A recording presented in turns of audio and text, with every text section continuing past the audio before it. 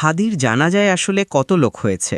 আমরা একটু পপুলেশন বা ক্রাউড ডেনসিটি আর অন্যান্য ডেটা অ্যানালাইসিস করে দেখতে পারি। আর একটু খেয়াল রাখবেন, এটা ধারণা। আর ধারণা বা গেসিং হইল একটা ইনএক্স্যাক্ট সায়েন্স। হাদির জানাজায় সংসদ ভবনের দক্ষিণ প্লাজা আর মানিক মিয়া অ্যাভিনিউতে যে জনস্রোত নেমেছে তা মূলে জীবনে একবারই হয়। তাহলে চলুন জিওস্পেশিয়াল ডেটা আর ক্রাউড ডেনসিটি সায়েন্স দিয়ে এই জনসমুদ্রের একটা হিসাব বের করার চেষ্টা করি।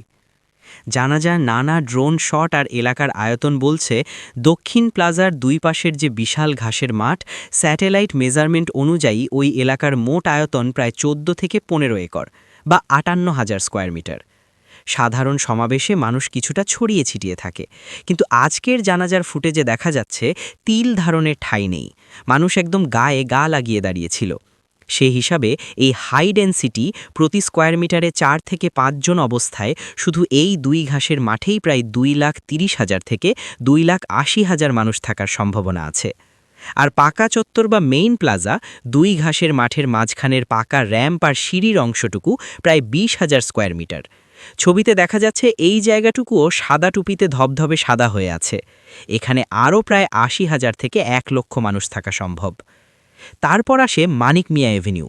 সংসদ ভবনের গেট থেকে আড়ং লিংক রোড, এদিকে খেজুর বাগান পর্যন্ত পুরো রাস্তাটি জনাকীর্ণ।